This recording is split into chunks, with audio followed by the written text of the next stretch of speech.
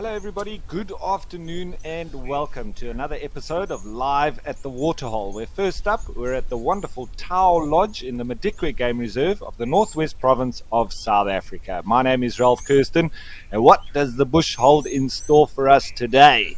Well, you'll have to sit back, relax, and watch as the animals come down to quench their thirst and cool off.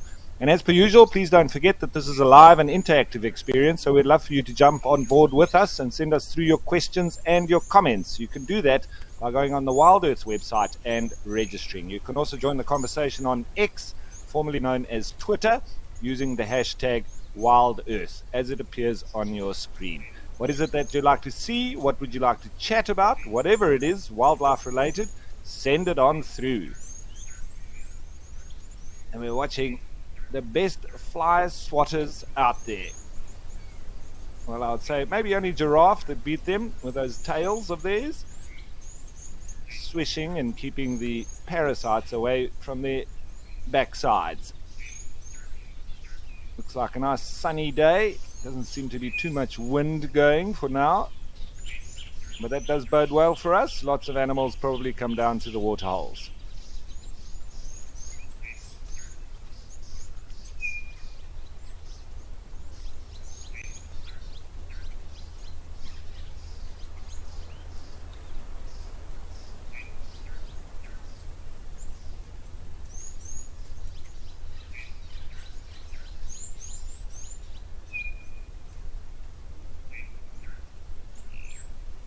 These zebra, nice and calm, are probably part of the same harem. Just having a little bit of a greeting there between those two.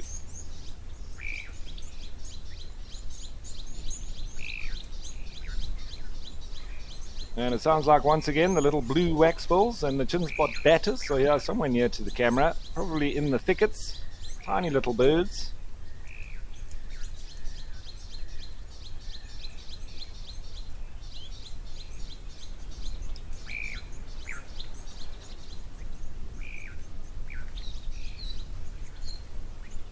I always find it such contrasting behavior with zebra towards each other. They can be so loving and kind, and at other times they can be terrible to each other, biting and kicking. Seems like it's nice and hot though, so they're all a little bit lethargic.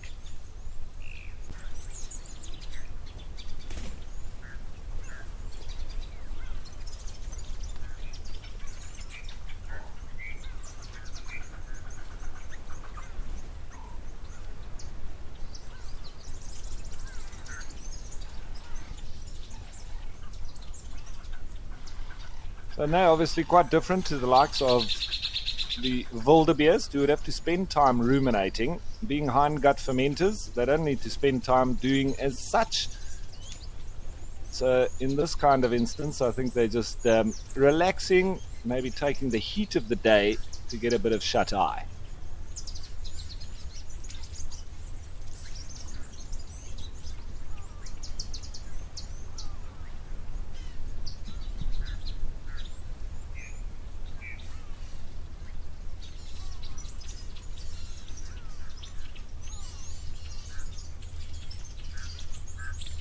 Just a game viewer heading through there, probably between lodges.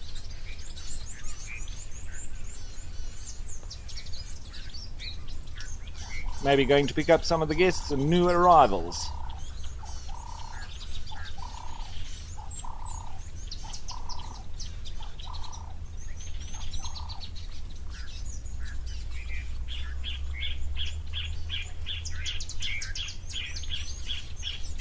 And first comment coming through from Joanne Mello saying happy Monday, Wild Earth and Ralph. Happy Monday straight back at you, Joanne. Lovely to have you on board once again.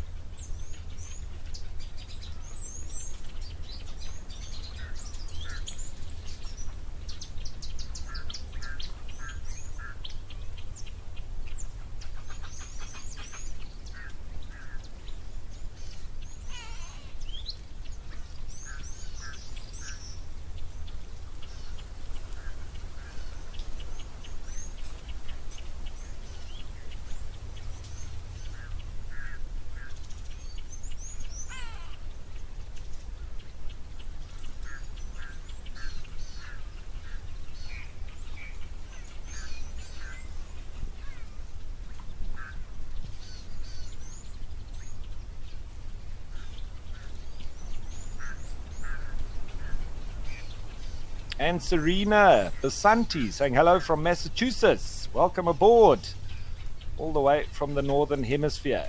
Lovely to have you with us.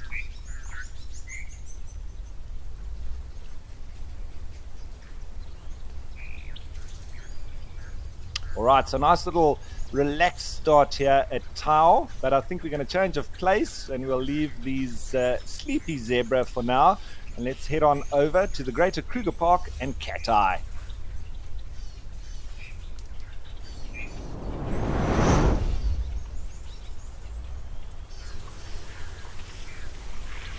With a lovely little breeding herd. Such a wonderful perspective, this camera, as well as Oldonyo in Kenya, are probably a couple of my favorites. Just because of the angle, and we're nearly at ground level, looking up at them. Just a wonderful perspective.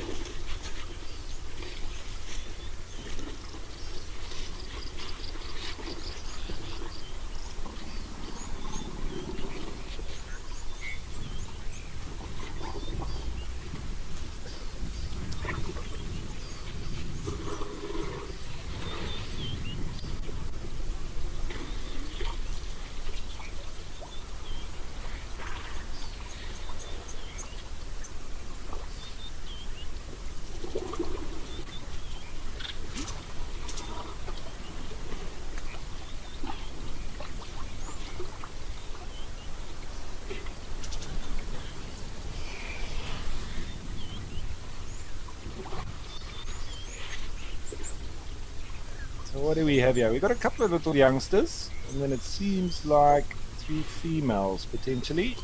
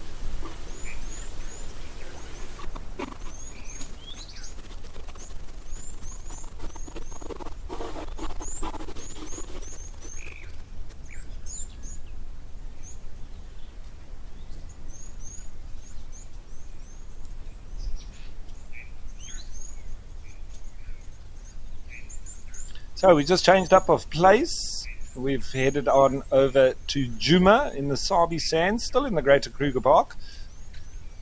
I'm sure we'll head back to see those elephants at some stage if they don't wander off. You see some impala there, just off on the left.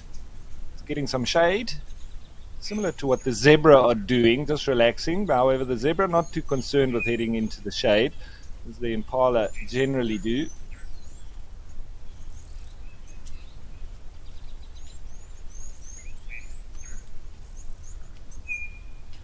Is that a Nyala hiding in the bushes there? Looks like it. Looks like there might be a couple of them. Really hidden there in the shade. In fact, more than 2, maybe even 3.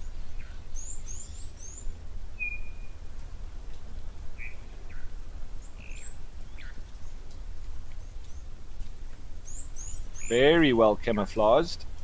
Almost the same color as the shade.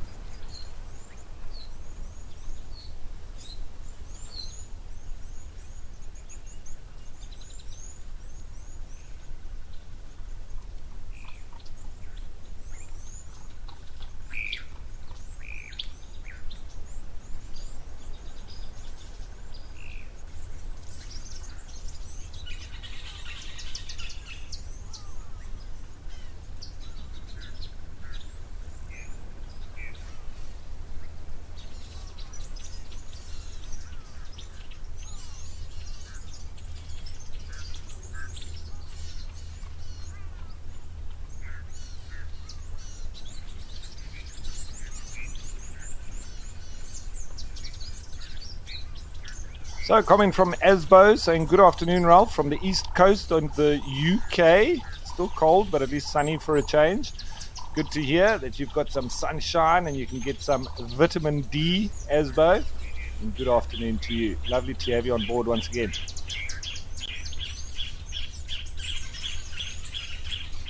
So then there was a question coming in from Lenny. Thanks, Lenny, asking why are some hind gut and some are not.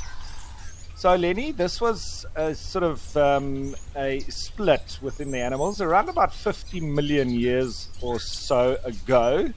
And hindgut fermenters have sort of moved onto the open plains, and they're grazers eating grass predominantly. And so the likes of elephant and rhino and hippos and warthogs all sort of falling into this category with a rather simple digestive system. It's like a fermentation process. It's not very efficient, and the animals that remained more so in the forests and in the thickets, became more so the ruminants. But they sort of form part of about 6 different families, and very much like cows. So all the bovidae, they chew the cud, as we speak of, with cows, and they've got 4 different stomachs.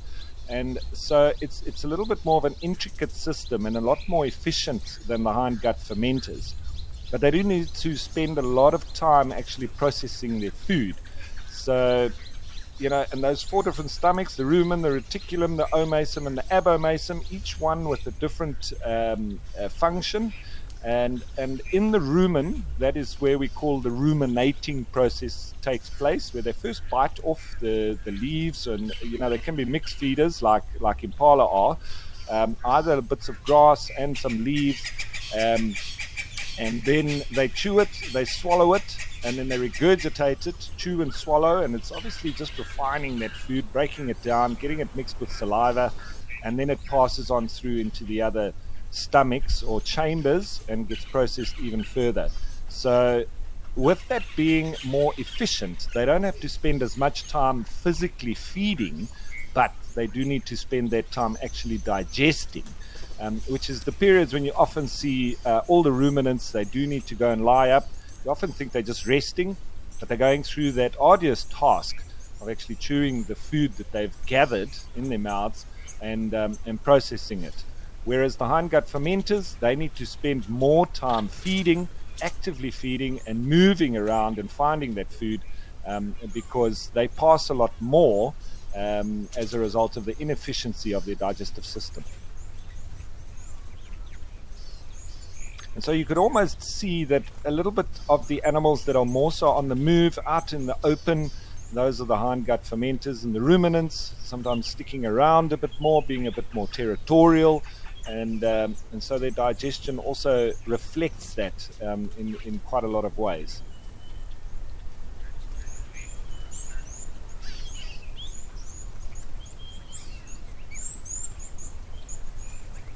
So Spaz Lankov saying very quiet at Juma today, Ralph. Yeah, Spaz, you can find sometimes, as you would have been watching, and you've been around and been watching Juma for many years, as I know. During the heat of the day like this, it's generally when there is less activity, and we can expect not really to see any predators, especially if it's lovely and hot. And they generally rest up during those times, and that's why often you find the prey species, or the game as we call it, sort of also taking that time to rest up, because they've got to be on their toes, especially during the cooler and darker hours, where they've got to constantly look over their shoulder. So it's a good time now, with the inactivity or relative inactivity of the predators, to also catch a bit of a snooze.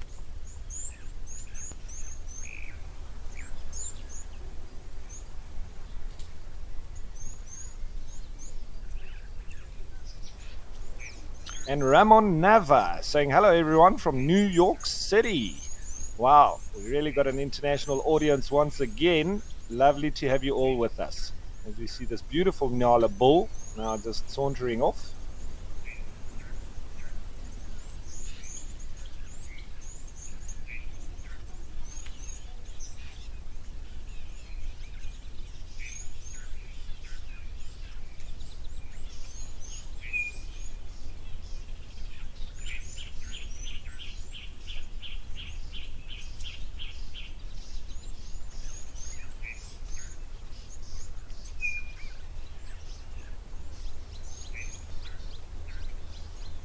Nyala, also one of the best indicators of predators if they're around. They've got a booming bark alarm call. So when you hear that, it's a very good indication to head into that area. You're going to find yourself a predator. Them and the kudu and bushbuck are probably, for me, three of the best indicators of predators.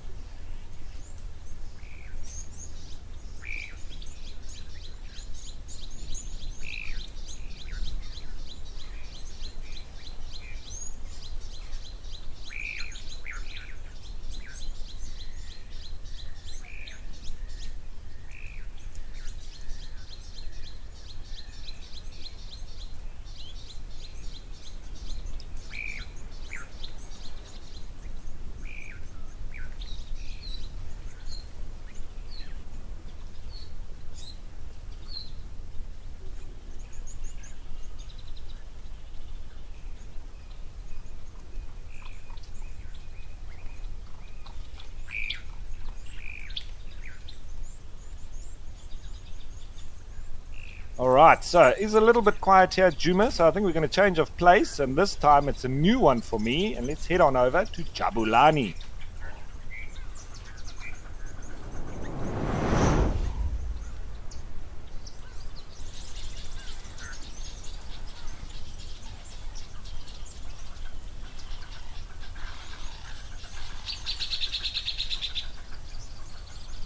So still in the greater Kruger area. Lovely spot this. And a wallowing buffalo. Most likely a Dugger boy, as we call him. And he's showing why we call them Dugger boys. If you didn't know, a lot of our regular viewers would know. We explain this quite regularly, but that doesn't mean that we don't need to explain it anymore, because we always have new viewers, and we always need to look at the bush through the eyes of a new viewer. And so when we call these older male buffalo Dugger boys, it's actually from the Zulu word daga, which is what they used to use with a mix of cow dung and mud and clay. And they use it for building material. So that is called daga, and this mud that the buffaloes, they roll in and it sticks to them, it obviously reflects that kind of building material. So that's why we call them Dugger boys. It's the older bulls that have been left behind by the herd, and sometimes they form little small bachelor herds. Sometimes they go off on their own, but they try to sort of group together if there are a few of them around. It does help for safety against lions in particular, because they are susceptible now that they don't have the extra eyes and ears of the greater herd. You know, as they get old, they get arthritic and they get sore in their muscles and in their bones, and so they can't keep up with the herd, and this is why they then land up sort of hanging around a particular area, a particular waterhole where there is some feed close by, some good grazing, and then spending a lot of the time in these kind of muddy wallows. And it does help because they've also had quite a bit of hair loss, so their skin is exposed, and so they sort of cover themselves in this mud. And spending many hours doing this. And us, when we go out on foot, we need to be extra vigilant, especially around waterholes and where there are mud wallows, where there could be any of these Dugger boys lying around, because it's very easy to walk almost right on top of them. They're not as aware as they would have been when they were younger, so they only pick you up very late as well. And if you know the kind of behavior of buffalo, they can be very tricky, especially when they're old like this, because it's either fight or flight. But once they get past a certain age, they pretty much just turn to fight. So if you surprise a buffalo like this, they can very often charge at you. So it's very important to listen out for any indicators, especially like red-billed oxpeckers that will be sitting on them, and just be extra vigilant, especially when you come to a waterhole like this, not to surprise a Dugger boy wallowing in the mud. You might get yourself into trouble.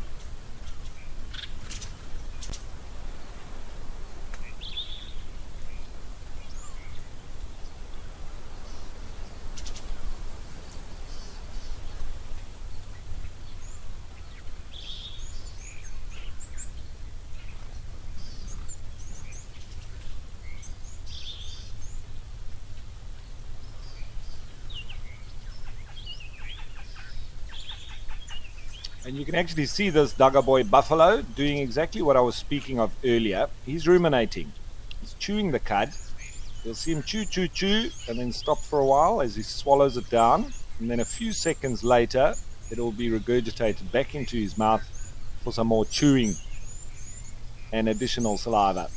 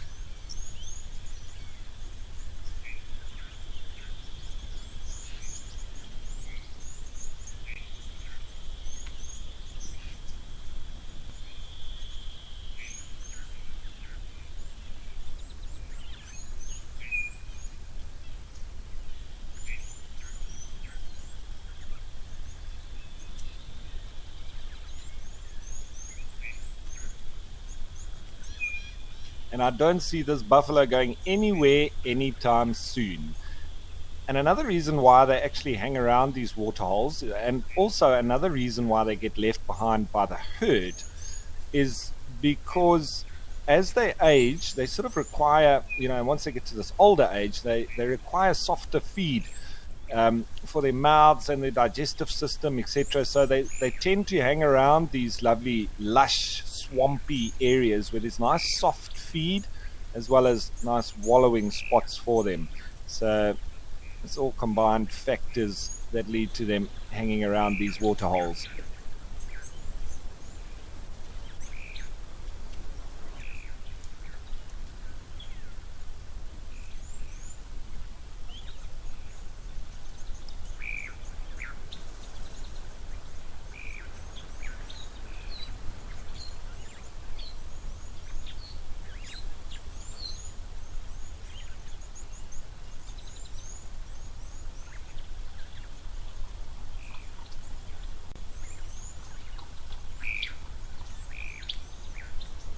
So Deborah Cosby says, Wild Earth is wonderful to wake up to, and wondering where you are in the world, Deborah, but lovely to have you on board.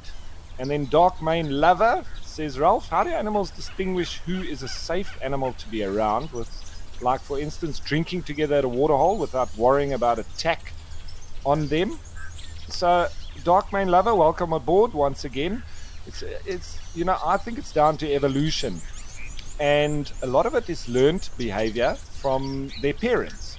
So when they are born, they mimic the adults and their parents in particular.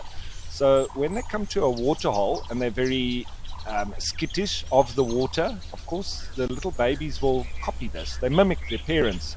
So, that's where we see the difference of the animals here in the Greater Kruger Park, which are all very much used to waterholes and rivers that have crocodiles in them, for instance, as one predator and one danger that may eat them at a waterhole.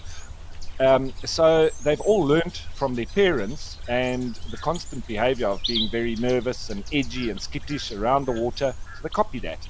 And if you look at the likes of Etosha National Park, where they've lost the fear of water because there's been thousands of years with no crocodiles in that area, they're not scared of the water at all. But they learn that from their parents. The parents walk into the water, and so the babies have no fear either. And so they do the same. And when they react to different animals, like leopard, lions, hyenas, not as much so, and jackals, even to a lesser degree, but they mimic that as well. So it's all this learned behavior that they then sort of pass down through the generations. And if you go into a reserve where there hasn't been predators, or that they were taken out a long time ago, you see the animals very relaxed. You see them all lying down a lot more. You see them, just being, the disposition being a lot more calm.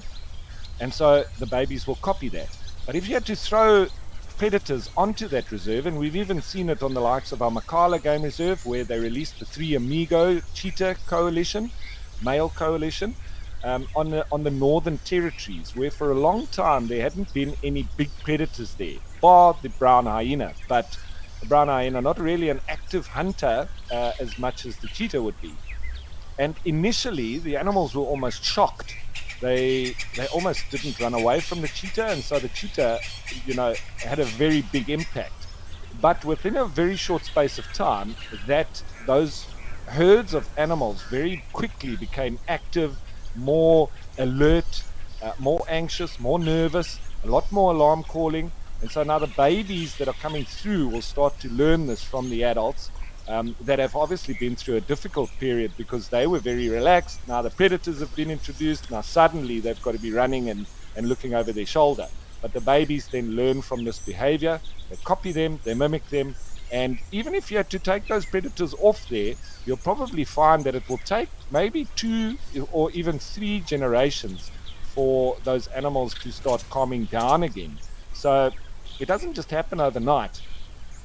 And it's very much a learned behavior from the animals to understand where they must be careful, where they must be nervous, where they must look out for predators.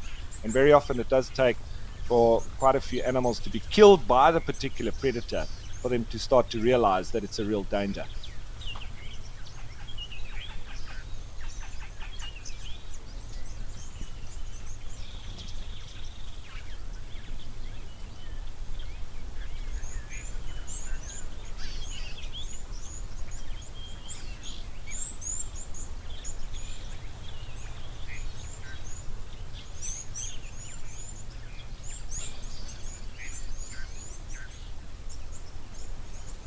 Now, just something to mention is a grand tour hosted by our naturalists, old and new, at Pangwe Safari Lodge and Chitwa, and this will take place between 16 November and 23 November of this year, 2024.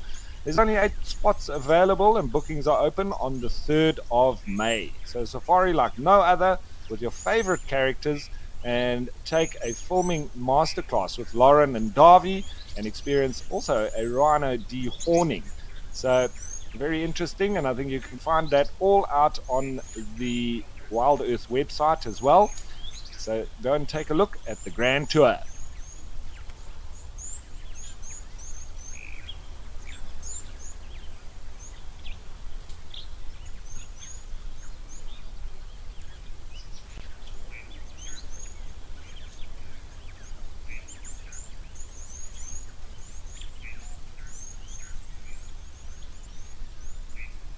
Right, so now spending time with this ruminating Dugger boy with all his mud all over him. But like I said, it's pretty much like watching lions during the day. They're not really going to be doing too much. So with that being said, I think it's time to change of place, and let's go back to Madikwe Game Reserve and Tau.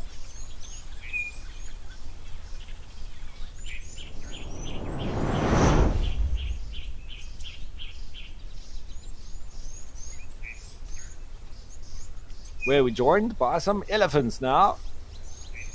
I wonder if it's a couple of bulls. Probably is. This one in the foreground, I think definitely is. Often these solitary guys just coming to enjoy the waterhole. They do like this lovely lush greenery in the waterhole as well.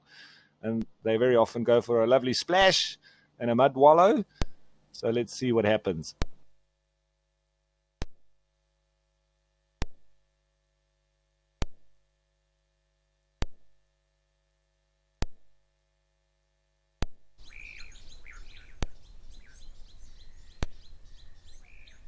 Shaking a little bit of the dust off of his head as he comes.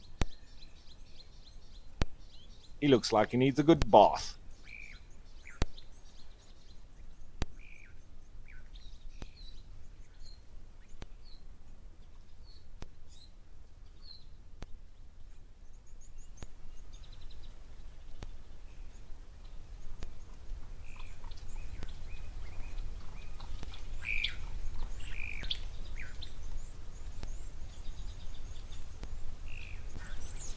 little black-winged stilt just to the left of that elephant and behind it. There's a couple of them. There's also an Egyptian goose. And there's the resident moorhens and coots.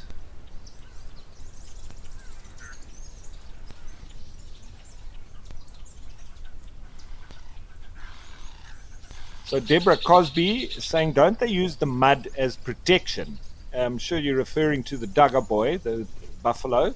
So yes, in some ways, Deborah, I think it just feels nice on one side. I think it helps them cool off.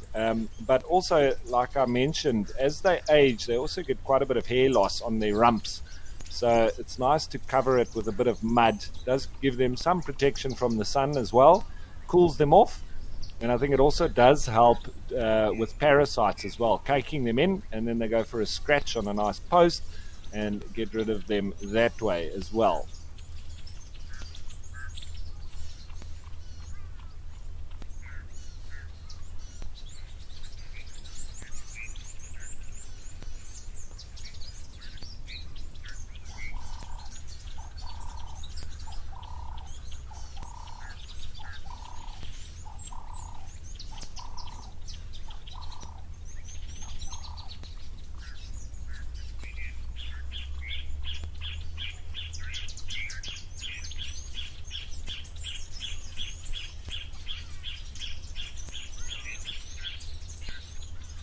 Yeah, he's decided he's going in. Slippy slidey in the mud.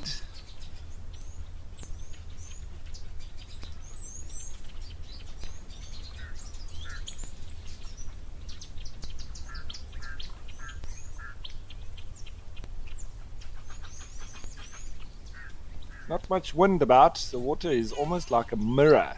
Beautiful.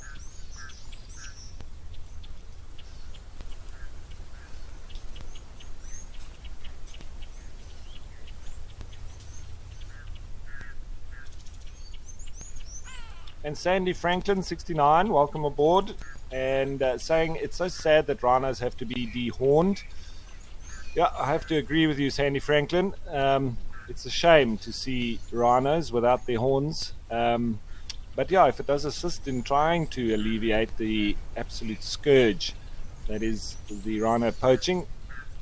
But I think maybe a small sacrifice, at least, if they are able to then, stem the flow of the rhino horns. So, yeah, I think it is terrible, but it is what it is. And then Ants saying, aren't there crocodiles in these waters? There are indeed, Ants. I think there's at least 5 adult crocodiles. Elephants, especially big bulls like this, don't really concern themselves too much about crocodiles. As you can imagine, I think a crocodile would struggle to pull down a big elephant like this. And in the meantime, I think the elephant could probably kill it. So it's only baby elephant that the herds really worry about when there are crocodiles about. We have seen in the likes of the Masai Mara, where the elephants do cross the river a lot, and there's also massive crocodiles, probably the biggest crocodiles that I've ever seen. And a lot of elephants without any tails, and obvious that, with wounds on them as well. And I think a lot of crocodiles actually grab onto the elephants' tails as they're sort of swimming through the water. And I think that's why there are a lot of elephants there with no tails. Some have half tails, some have got no tails. But this is the time that I spent there, around 6 months, that I noticed so many of them. And I haven't seen this anywhere else, and I don't have any other answer to it other than crocodiles trying to grab them as they're swimming through the river.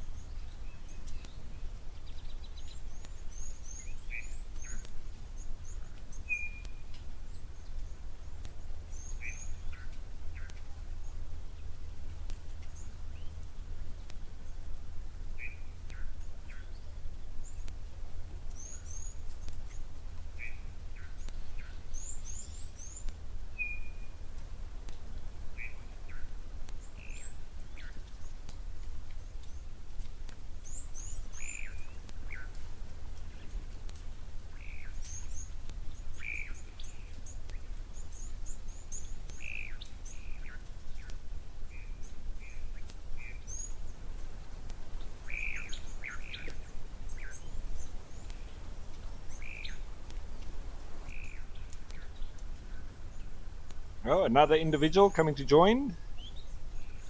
It's the Old Boys Club.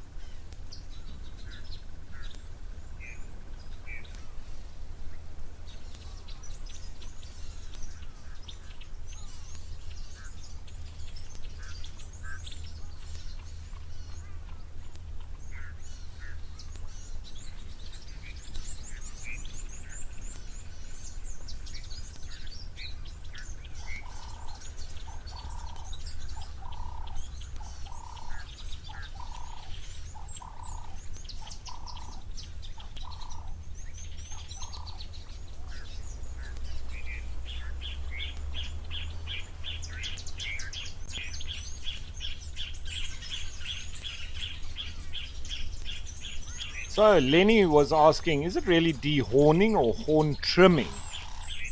And that's referring to the rhinos. So Lenny, yeah, you're quite right in that it is in fact horn trimming, but it is termed dehorning. That's how they speak of it. And they have to do it about every 2 years on the rhinos because it regrows, very much like your hair and nails. And there's no pain inflicted on the rhino itself. It's cut off with a saw, sometimes with a chainsaw or whatever else that they have. They normally have vets on site as well, and they do all sorts of other checking and all sorts of tests on the rhino when they put it out, because they have to, and check their collars or whatever it might be. So they use that as an opportunity for all sorts of tests on those particular individuals when they do it. Now, I know it's controversial, but I never steer away from that, and I think it's important to have these discussions. When we say that they dehorn them every 2 years or they trim their horns, this is in aid of trying to deter rhino poachers, that when they see the rhino, they see it doesn't have a horn, they leave it alone. There's a couple of things that are disadvantageous to this. Sometimes the rhino poachers kill those rhinos regardless, and still dig out the base of the horn. There could still be a couple of kilos in there. And the last I checked, it was something upwards or in the area of around $70,000 per kilogram, making it one of the most valuable items on the planet.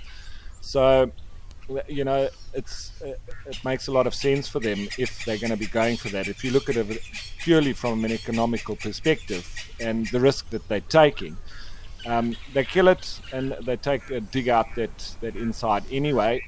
Sometimes it does deter them. We've seen it on different game reserves working. We've seen it on other game reserves not working, where, as I say, they kill them anyway so that they don't follow the same rhino again. And, you know, there's that little bit remaining.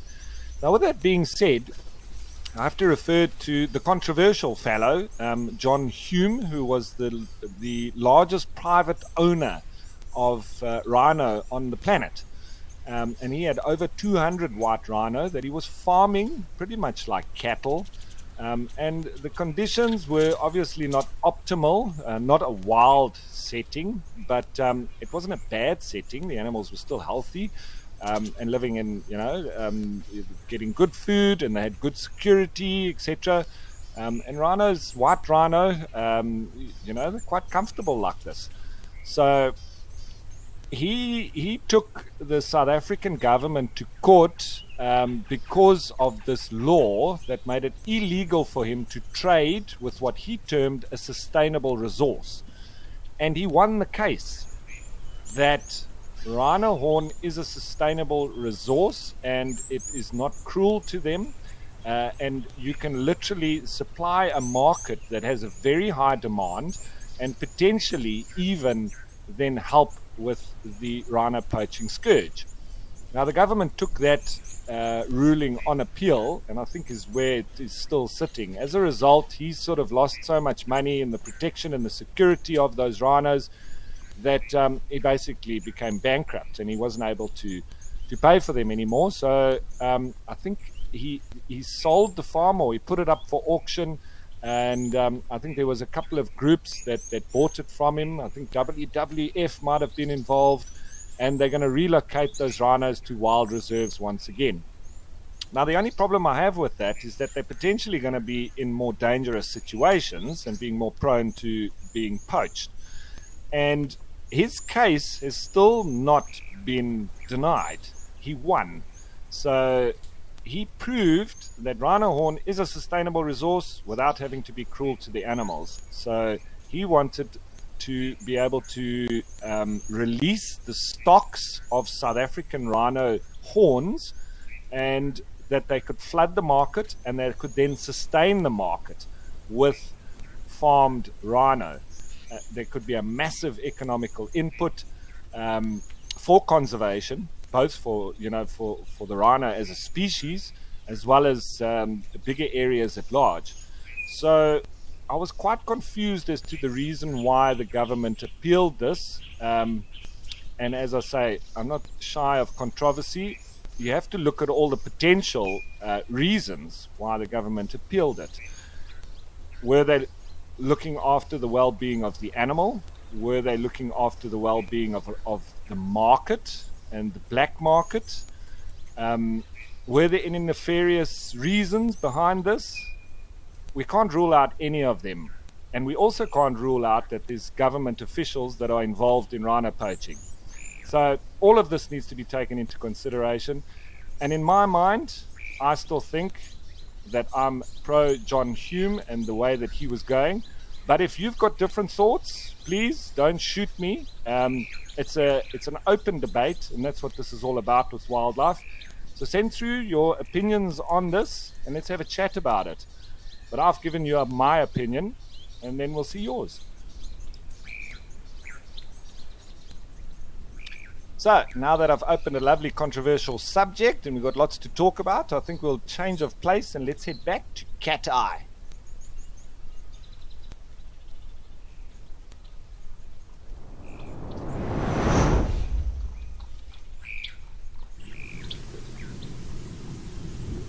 So we've got a beautiful kudu bull that's just having a drink out of that water trough there. What a lovely antelope kudu are.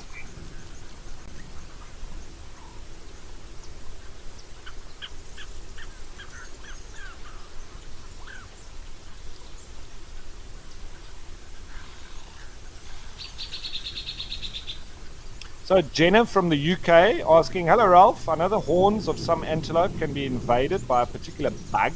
Can this happen in an elephant's tusk?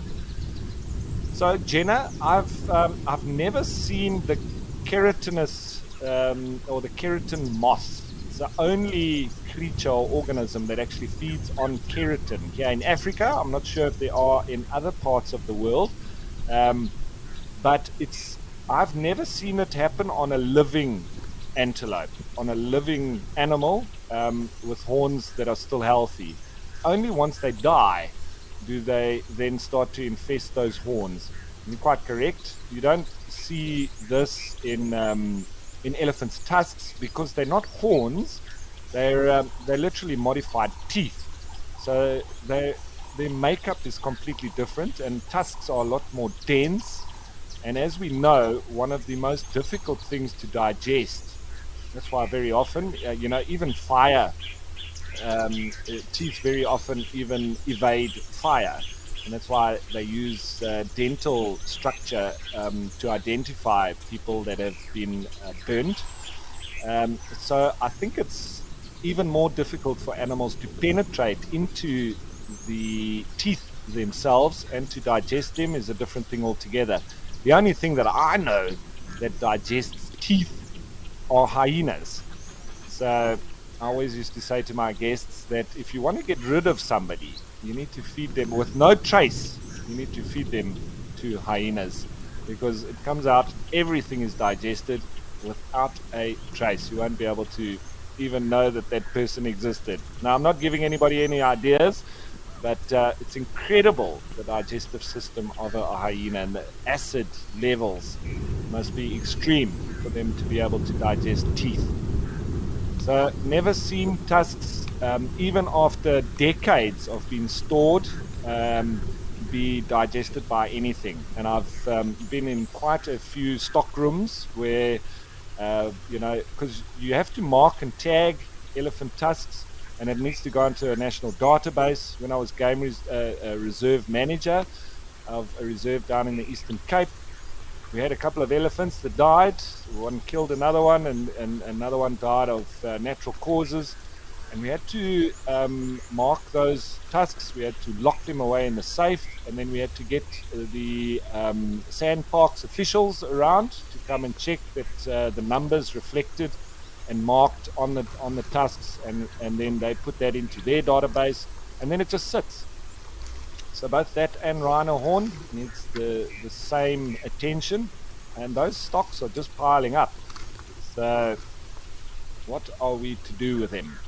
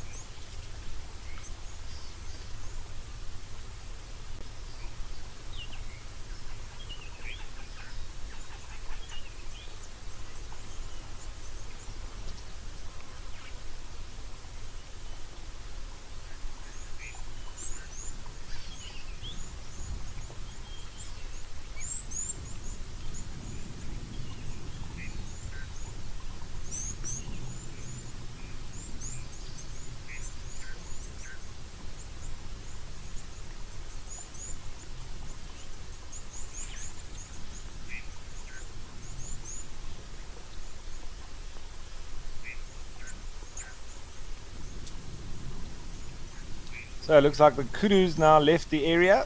We've got a Meves or long-tailed starling there.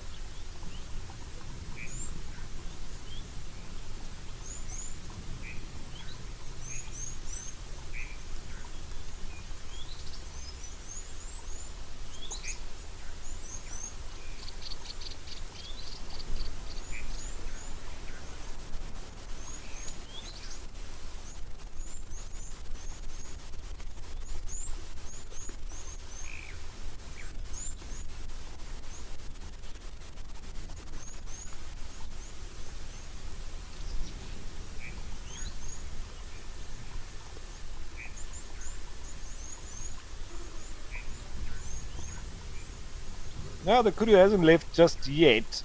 Just feeding there in that bush.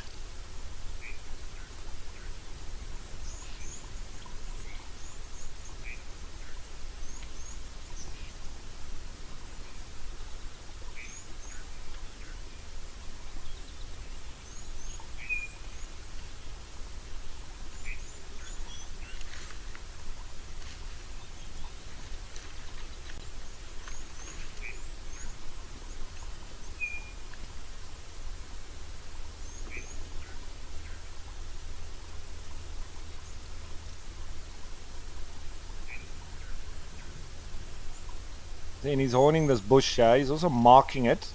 Quite territorial, and they've got a pre-orbital gland. Maybe wiping that on the bush and then spreading it around with his horns.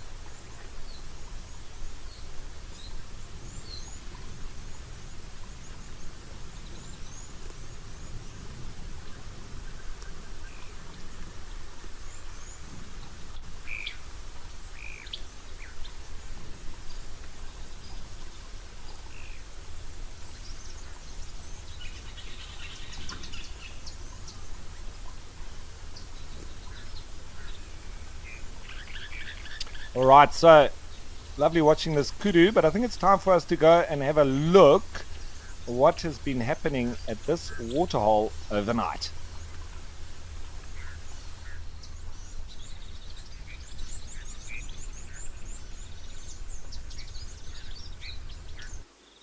Now, this is a leopard, if you didn't know.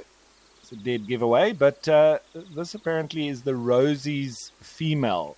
So, normally moving around here between Cat Eye and Rosie's Pan.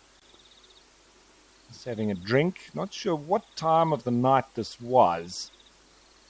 But there we can see lovely stretch. But there's a problem with the foot. How that happened is anybody's guess. Has it been a run-in with another leopard? Has it been while trying to take out something like a warthog or, in the act of hunting? This is just marking there a little bit. But that foot is obviously very tender. I hope it's going to be all right. They are very resilient, are these predators. And you'll be surprised how well they heal. We wish her all the best.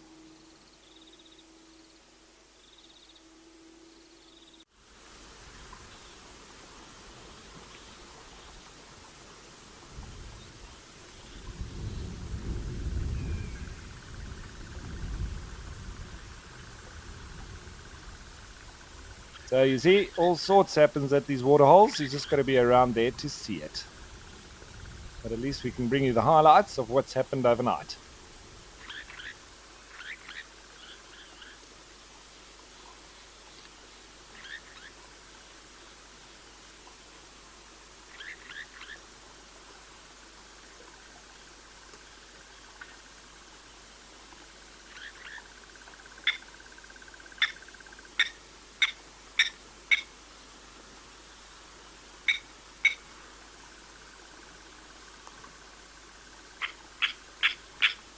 Alrighty, so lovely little encounters here at Cat Eye. Never disappoints, but I think let's change of place completely and let's go down to the tip of Africa and Stony Point.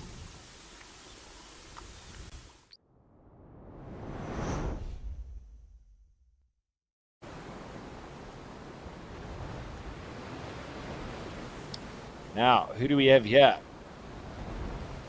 With the fancy feet. Those lovely bright yellow feet. This is a little egret. And what they use those different colored toes for is they actually, when they stand in the mud, they wriggle them around almost like a little worm. And then the fish come in to catch the worm. And then they catch the fish. So their feet are literally artificial bait for catching fish. It just disappeared in behind the rock there. Oh, there's a Dussie photobombing. One of the closest relatives to the elephant. See that egret just mixing in there through the kelp.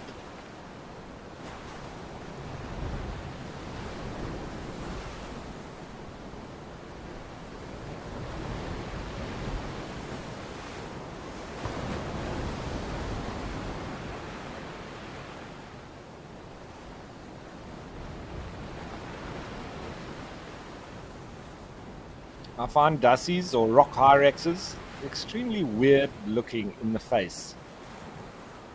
Just a little bit out of focus there. You can see the little egret doing its thing in the background. And the hyrax doing what they do best, relaxing pretty much 95% of the time. So they're very good at it.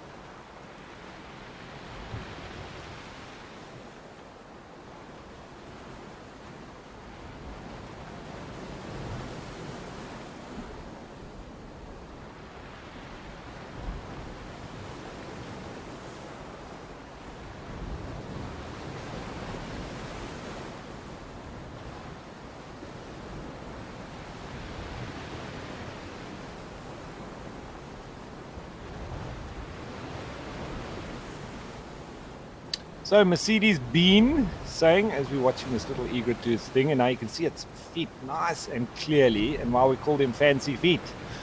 Mercedes Bean saying, unfortunately, I feel this issue is never going to be resolved. Mercedes Bean, I think without a drastic change, I think you're quite right. I don't think it will be. And that's why I sort of feel that there should be some kind of drastic measure taken, even if it just, what we are doing isn't working. Now, there's been less rhino poaching around the country in the last little while, and it's been celebrated by sand parks. But in my mind, it's because there's less rhino to kill. There's a lot of parts in the Kruger Park that you used to drive through, and you couldn't drive 2 or 3 kilometers without seeing a white rhino. Now you go into those same parts in the southern part of the Kruger Park, and you struggle to find one in a 2-week period. There is really a depopulation of the rhinos there. So something's got to give. In my mind, what we're doing is not working. Sandy Franklin, 69, saying, I think there could be some genius in farming and flooding the market as a way of destroying the black market.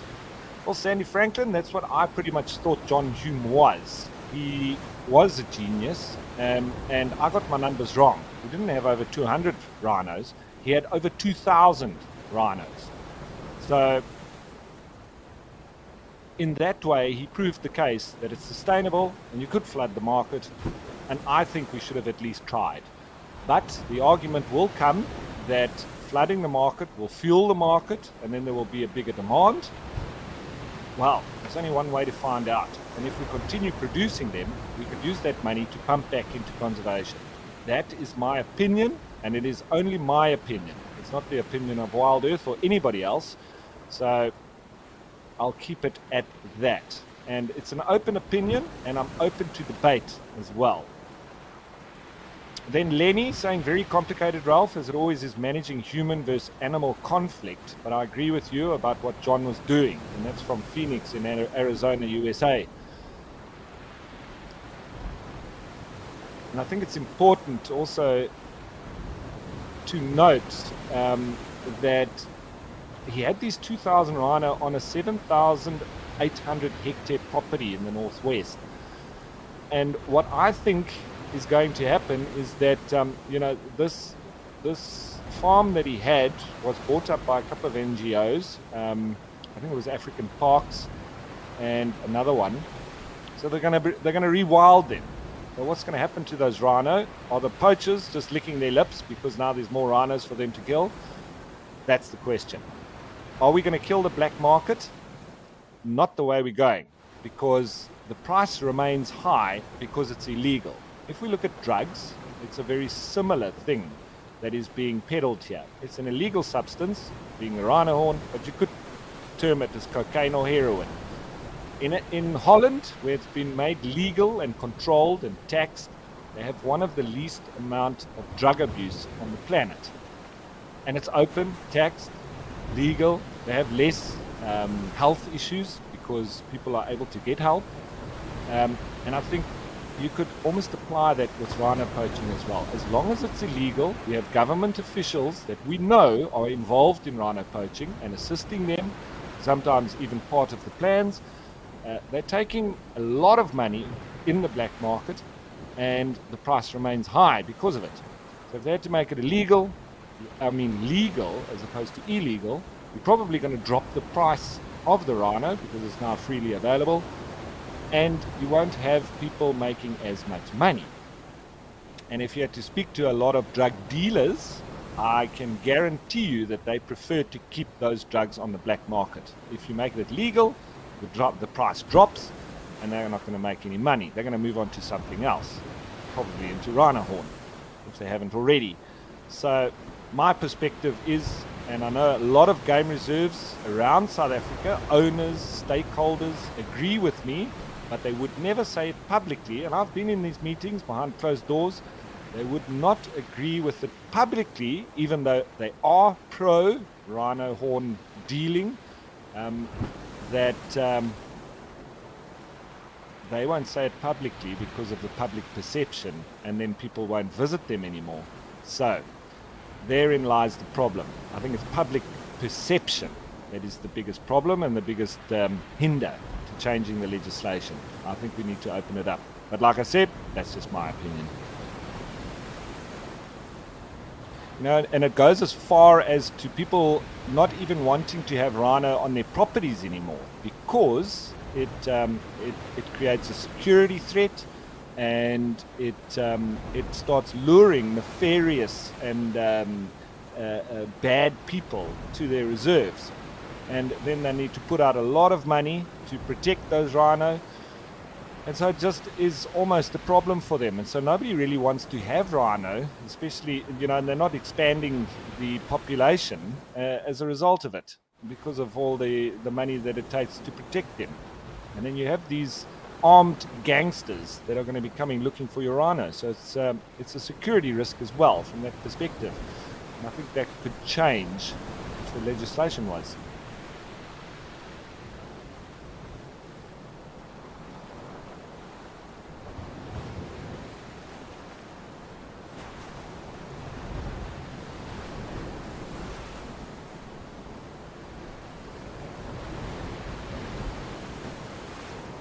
So a nice little stop in here, seeing the hyrax and the cormorant off on the left there with the kelp forest and that beautiful little egret with its fancy feet.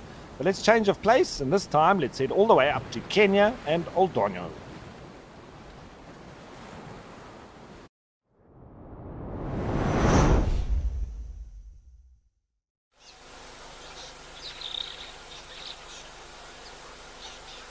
Nice, where we've got a lovely little troop of yellow baboons, and I'm hoping they're going to stick around and we can spend some time with them.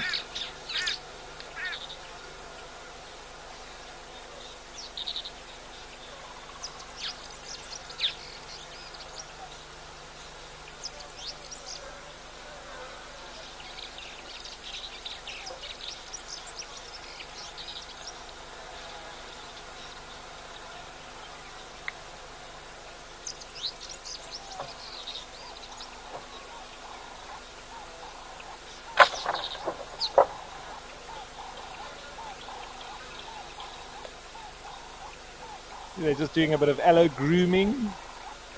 Some grooming themselves, some sitting in the thinking pose. Always comical are baboons. I could sit and watch them all day.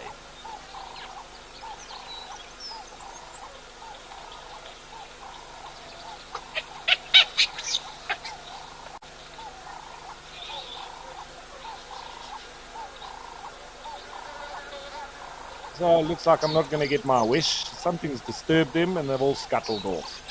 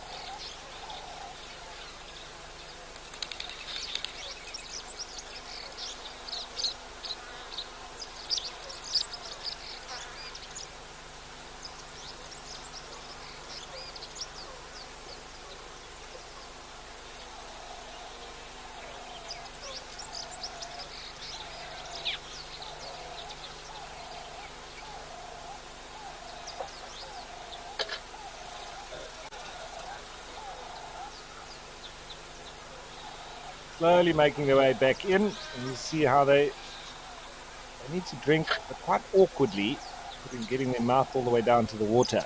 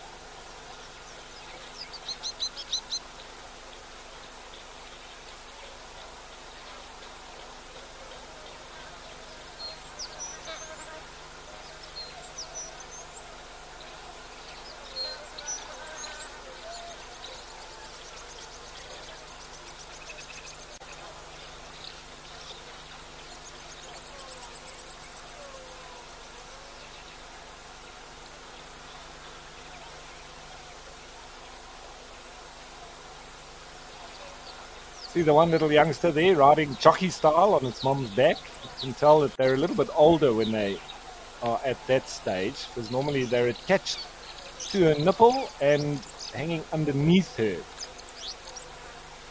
And as they age a little bit, then they start taking on that jockey style.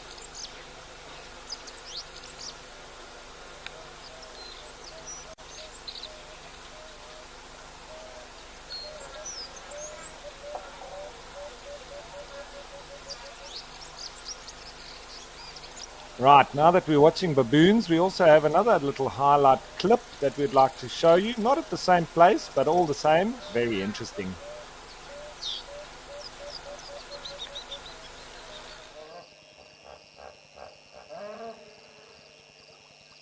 So this was in the Greater Kruger, and we've seen this before.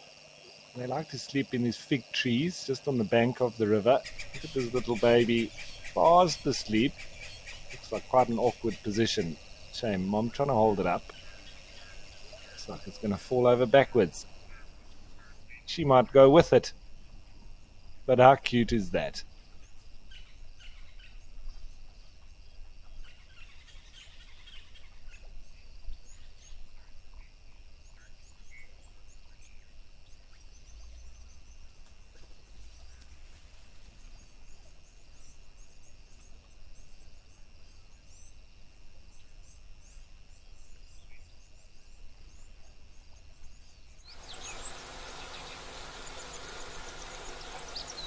And back in Old Donyo with a different species of baboon. That was a Chakma baboon, mom and baby, sleeping in that tree overnight. And these are yellow baboons of Kenya.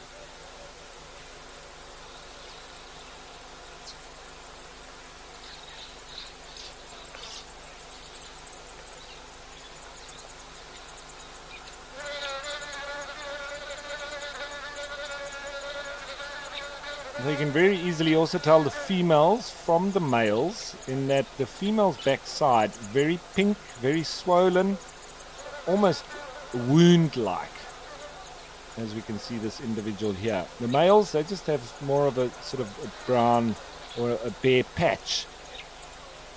And the females have this kind of structure on their back end. Here it comes, looking like a nice big male on the right-hand side. Remembering that the social structure of baboons is an oligarchy. So there's a group or a gang of males that rule the troop with an iron fist. Oh, that little one wanted to jump on Mom's back, but she was having none of it.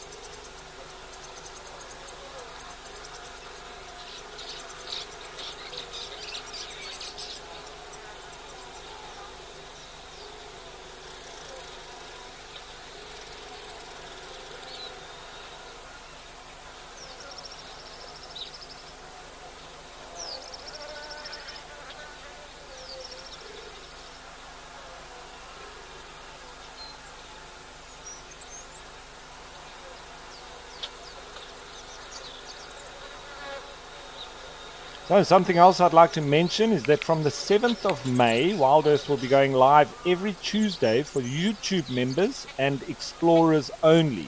So make sure not to miss out on our Tuesday sunrise and sunset safaris and become a member of YouTube or an explorer on the Wild Earth website if you don't want to miss out.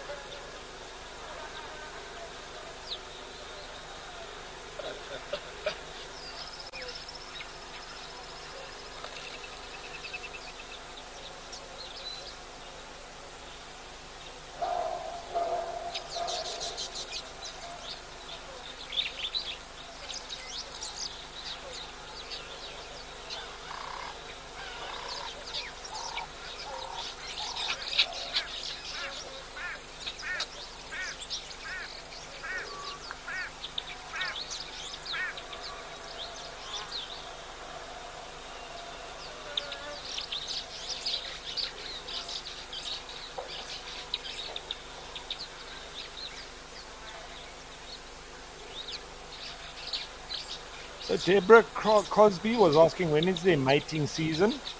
Well, baboons don't have any set mating season, Deborah. They're very much like a lot of the primates, that they will mate all year. And because they mate throughout the year, the females are not likely to be fertile at the same time of year. So males are actually then able to monopolize the mating opportunities with a single female through consortship behavior and also mate guarding. And then a couple of fun facts about yellow baboons. Their top speed, they can reach up to about 28 miles per hour, which is about 45 kilometers an hour, which is pretty fast. And their scientific name, cyanocephalus, is a combination of Greek words kainos, which means dog, and kephalikos, which means head. So its scientific name literally means dog head, which likely draws the inspiration from their long muzzles and obviously their four legs and the stance that they take.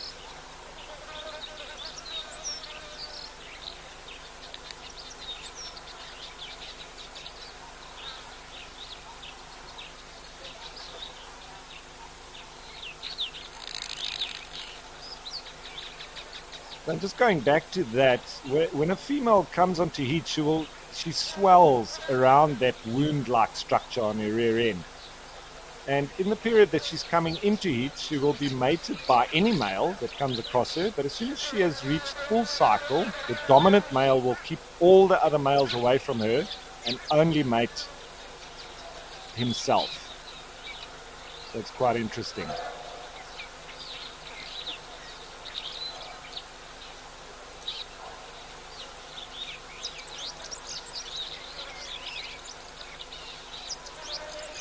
And in their gestation period, it's around about 180 days.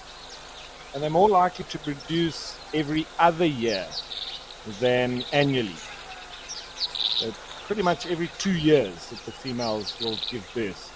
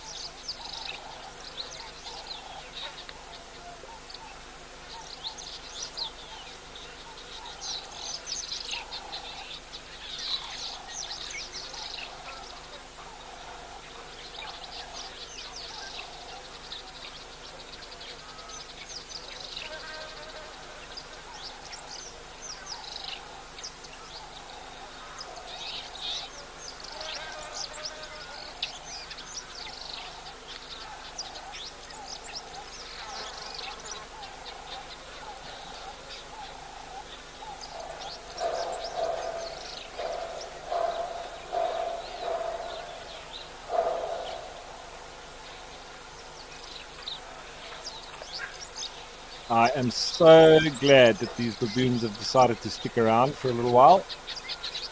Always lovely to watch them.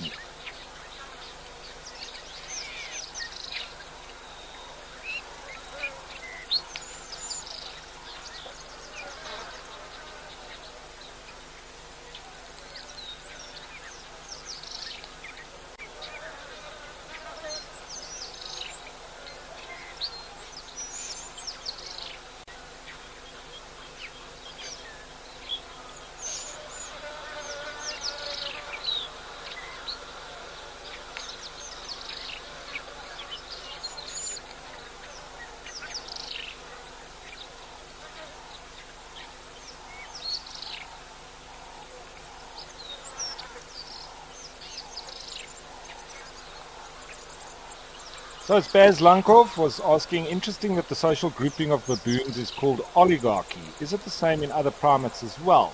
Good question, Baz. And the social structure, and this is according to the Palomar College, which has got a lovely little write-up on the social structure of primates. And they say that most primates, including humans, spend their lives in large social groups or communities. And in the case of semi-terrestrial species such as baboons, being in a large community helps provide protection against predatory cats, dogs, and hyenas. It also helps protect scarce food resources. This is especially true for non-human primates when the food is fruit. Leaf eaters such as colobus monkeys and langurs tend to form smaller social groupings since there's little competition for their food. The very few nocturnal species of primates are mostly small, relatively solitary hunters. There are exceptions to these general patterns. For instance, the vegetarian orangutans lead mostly solitary lives except for mothers with their children before they go off on their own. And most non-human primate communities are more or less close contact with members of other communities. Most often they are tied to a particular locale and rarely migrate outside of their home range. There's a nice big male. The aloofness from other troops prevents high concentrations of individuals which could result in rapid depletion of local resources.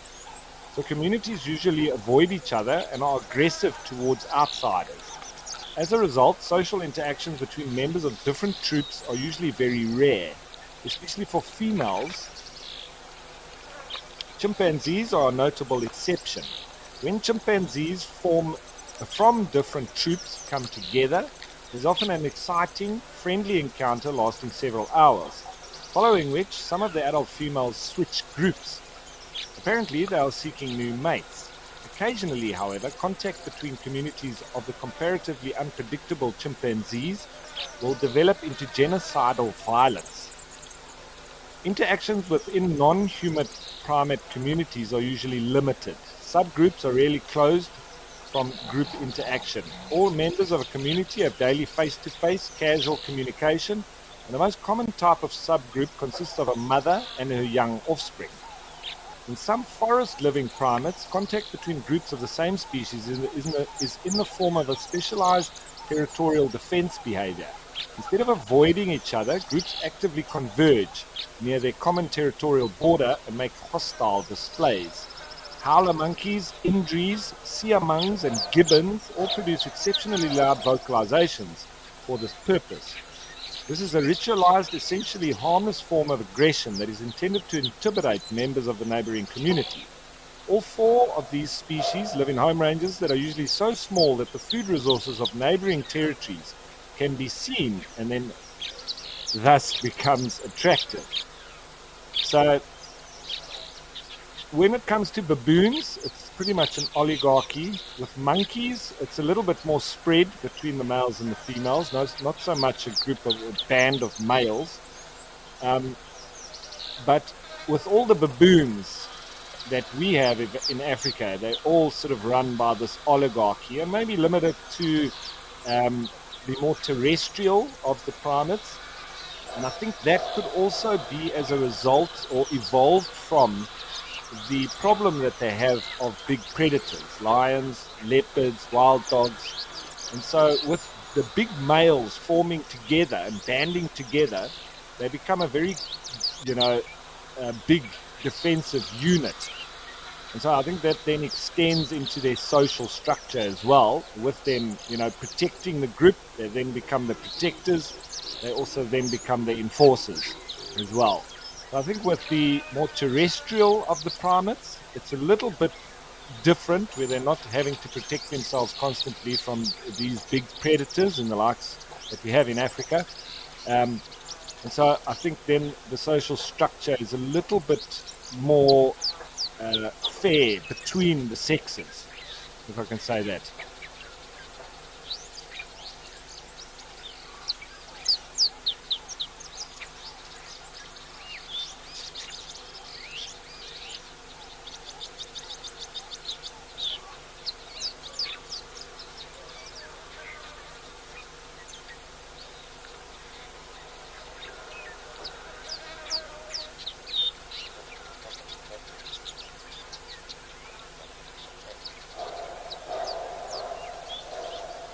And the playful nature of these youngsters is just infectious.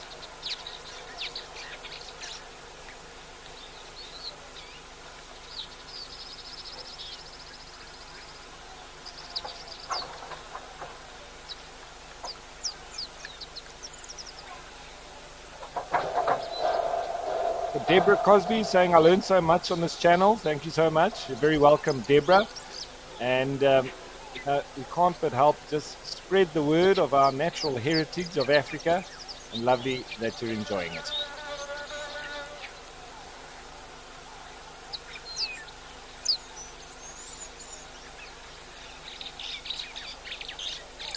See that one little youngster on the left is very young, still wobbly on its feet.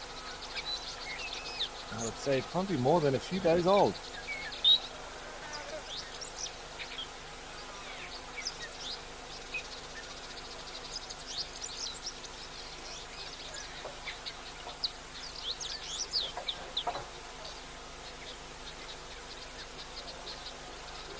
And there he goes back to mom.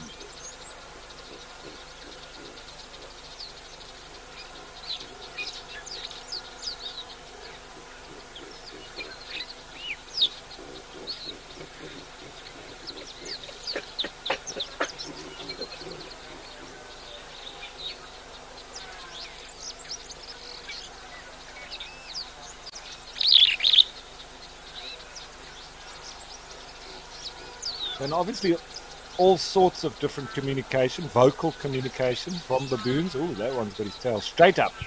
And grabbed one of the babies there.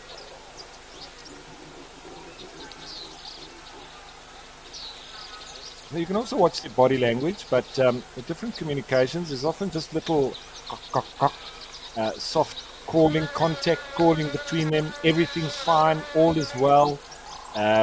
Sometimes when they have disputes within the troop, you can hear very high-pitched squeals, almost like one of them is being murdered. But it's generally a more dominant, mostly male, that is disciplining a subordinate, male or females, and then they squeal like that, and that also does show their subordination to the more dominant individual. And then they've got these sort of very loud booming barks as well, that they do, and that's more of an alarm call.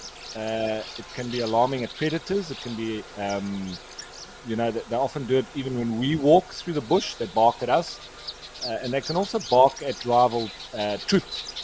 So it might be another group, and as I was chatting about previously with the primates, they will fight between each other.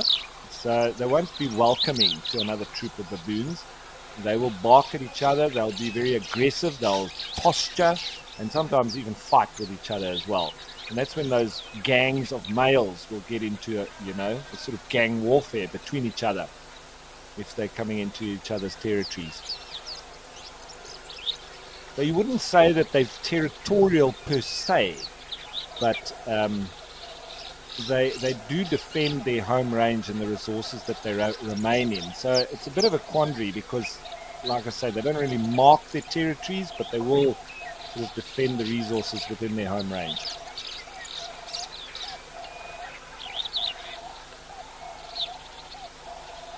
Right, so lovely to spend time here with these baboons at Old Donyo, but let's change of country, change of place. Let's head to Zimbabwe and Vic Falls.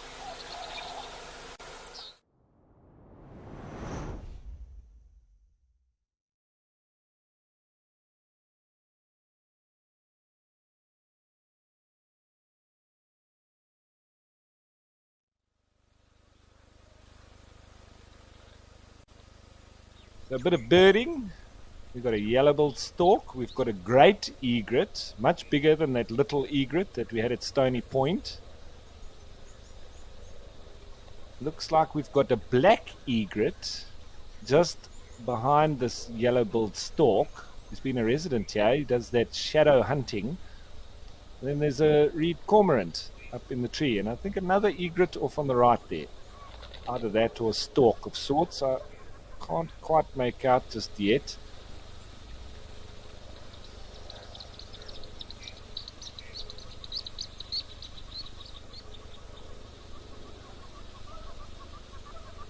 So the great egret, very much like a grey heron in the way that they hunt. They look very similar from the neck up in terms of the shape of their head and that very spear-like bill of theirs, stabbing for the fish. Fish, frogs, tadpoles, whatever they can get their spear into.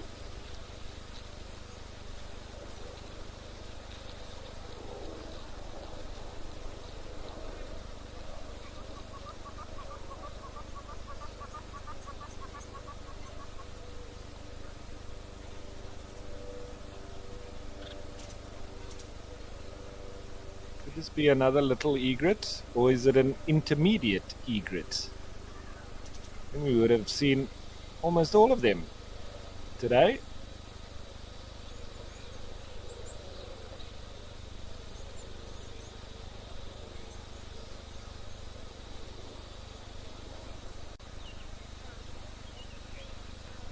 I think it's a little egret with its fancy feet.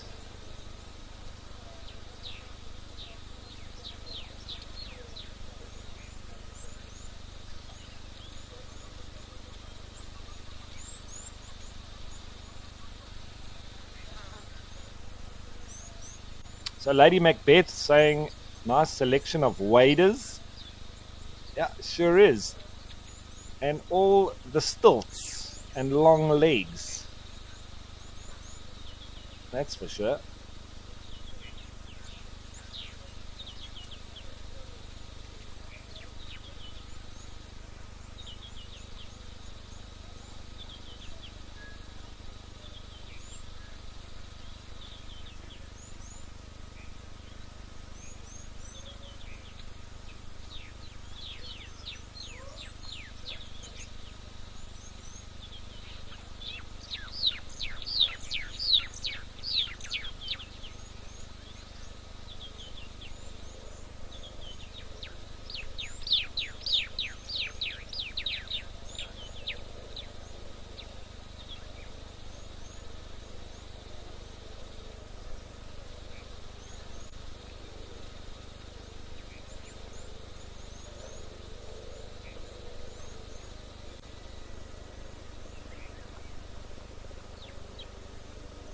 Oh, and a marabou stork, 2, 3 in the foreground here. The Undertakers.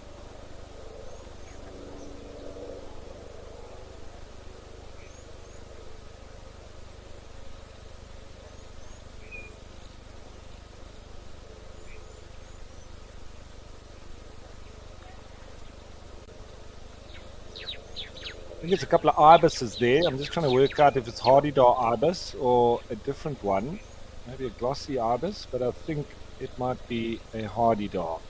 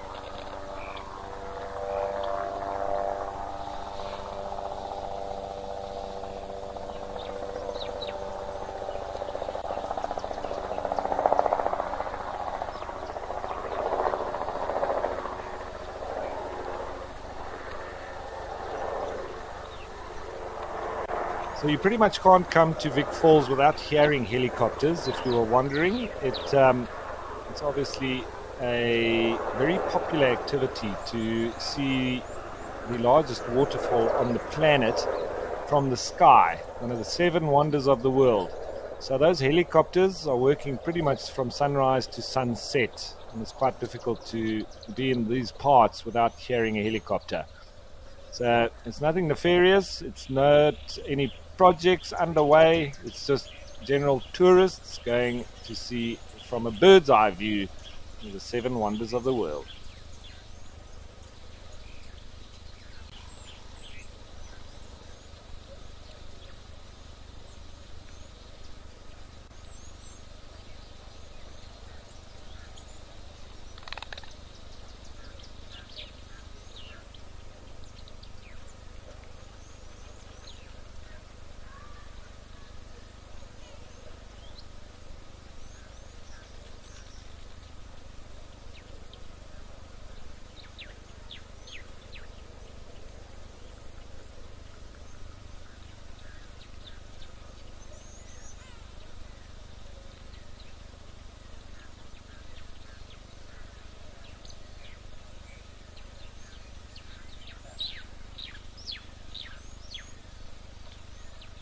So and I was hoping we were going to see that black egret doing its canopy feeding.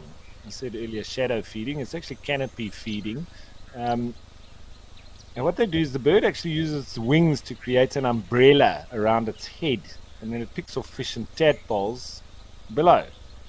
And this behavior may actually serve a dual purpose of preventing glare from the water, making it easier to see their prey, as well as tricking the prey into thinking that the shadow is a safe hiding place. They're also known to wiggle their toes, just like the fancy feet of the little egret, to attract fishy prey. But it's very interesting to watch. You see there? It makes that little circle, but I'm not sure. It's just doing a bit of preening now, so it's not actually hunting.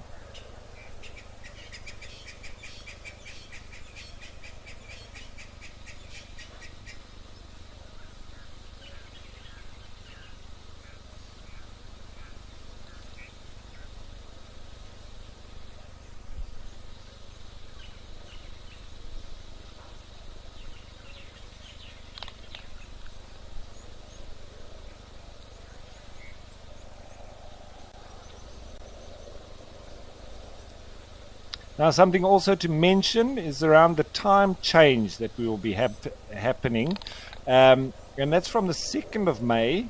So on the show on safari will be from 2:30 to 3 o'clock. The sunset safari will be from 3 o'clock until 6 o'clock, and live at the waterhole will be from 12:30 until 2:30. So slight time changes there. Just to repeat, on safari 2:30 to 3 o'clock, sunset safari from 3 o'clock until 6 o'clock, and then live at the waterhole from 12:30 until 2:30.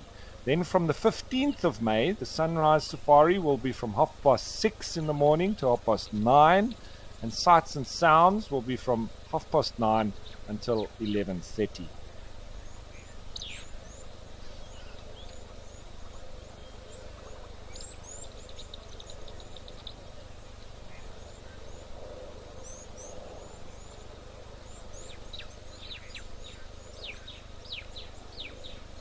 So Jessica McBee asking, do birds also stay together for protection at waterholes? It's pretty much the same with all the animals out in the wild, Jessica McBee. They sort of learn from each other. You know, when they've got similar feeding habits, they will be in the same area, around the same waterhole. They sort of understand from their learnings and from the behavior of the other birds, which ones are dangerous, which ones may attack them. But then the rest of them, assist in being good early warning signs. So birds will fly off. That's normally the first thing they'll do.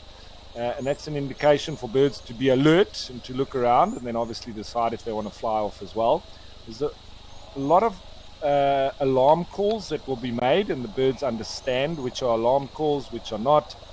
And so they'll also react to that as well. So safety in numbers, regardless of species, if you're not one of the predators, is always an assistance for the animals, whether it's birds or mammals.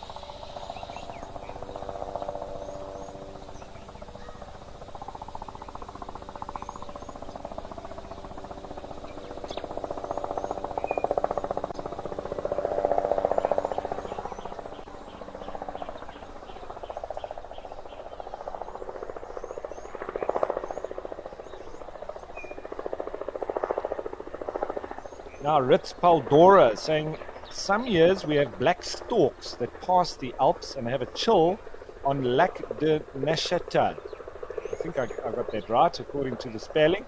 Or along the fresh creeks here. Always a heartwarming moment. It's always interesting, the different birds that come through at different times of and seasons around the world. One of the things that I experienced when I was in France, in the south of France, I was there during the period of Le Mistral, this very famous wind that comes through those parts, very similar to the Cape Doctor of South Africa, but quite interesting in that in this one little mountainous region, there's the migration of a lot of predatory birds, so raptors, and they migrate during this period of very strong winds. And so to get through some of the crossings of the mountains and so on, they literally walk up the road.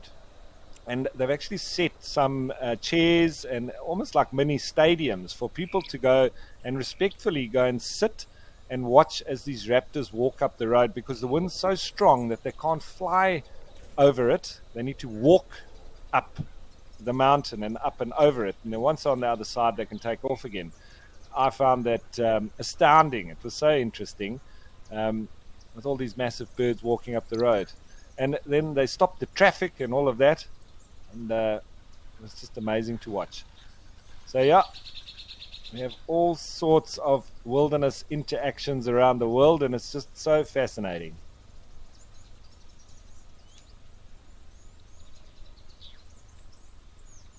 And thanks for sharing yours, Ritz Paldora.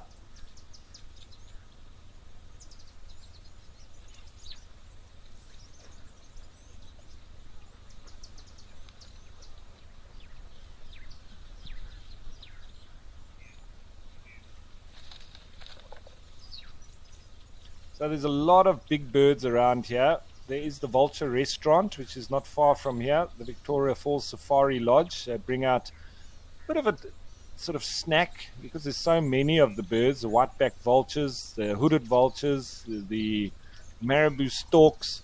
They all come in, and it's a bit of a feeding frenzy. They don't really get much of it, but everybody fights for a little piece. And it's just something to help tide things over for them, because they are heavily persecuted, not directly, mainly.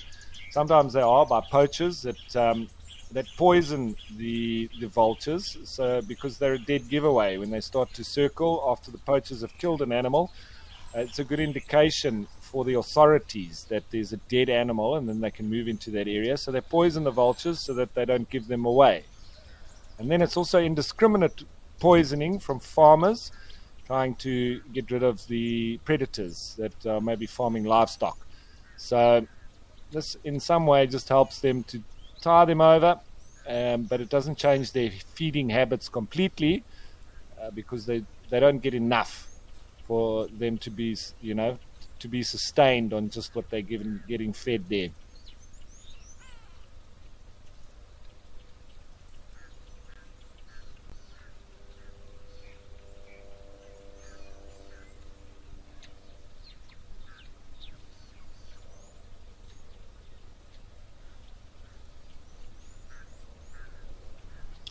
So you see on the right hand side there's a blacksmith lapwing. Then just off to the left of it, that would be a little three-banded plover. Oh, hello. Was that a kingfisher? Looks like a pied kingfisher just bombed into the water.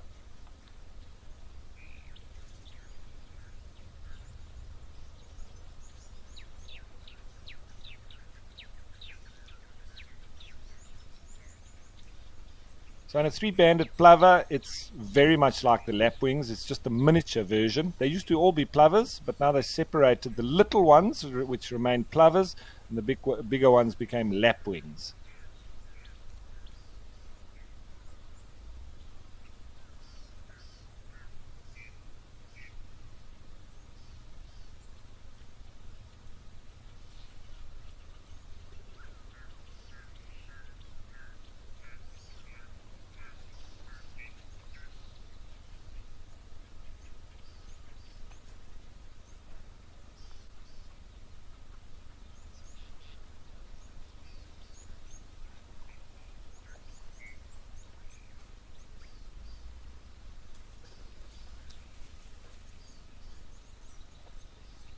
There goes the pied kingfisher again. I think he was hovering.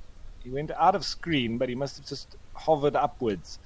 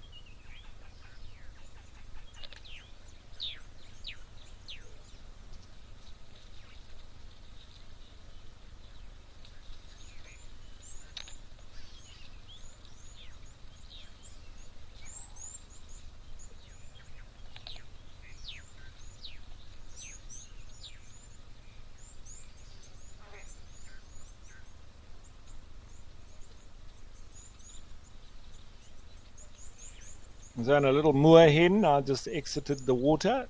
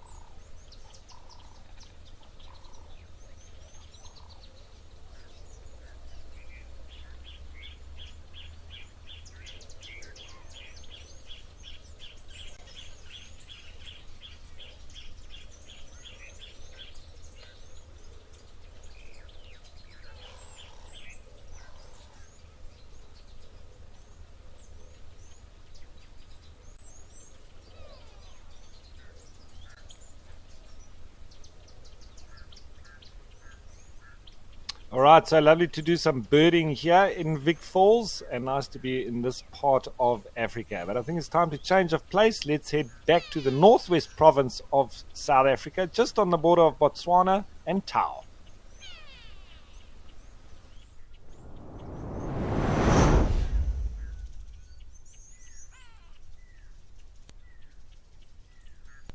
Where our big elephant bulls are still hanging about.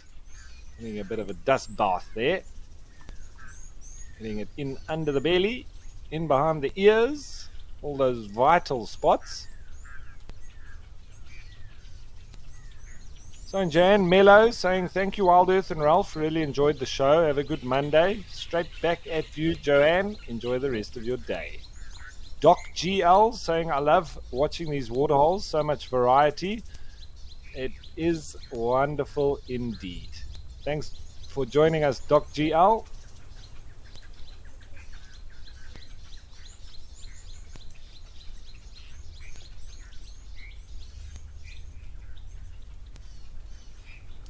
And those juvenile Egyptian geese are getting quite big. Adults have been successful, brought those youngsters through almost to adulthood. See the elephants now going down for a drink. We're slowly heading towards the end of the show. I hope you've all enjoyed the variety today and the different spots that we've been to. I think the highlight for me was seeing Rosie, the Rosie female at Cat Eye overnight. What was yours? Anyway, with that, I have to say thanks to all the viewers for joining us. And of course, thanks to the wildlife for being the stars of the show. And of course, to the Wild Earth team. You guys rock. Without all of you, this wouldn't be possible. So thanks to everybody. Don't forget that later on there will be the Sunset Safari. So don't go anywhere. Lots of action coming your way.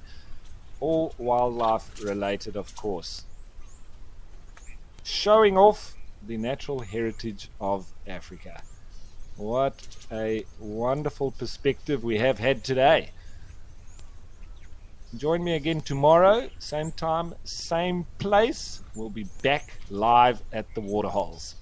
What will the bush have in store for us tomorrow? Well, you'll have to sit back, relax, and join me then. Well, that's it from me for now, folks. Enjoy the rest of your day. Give it horns. Bush greetings. Cheers.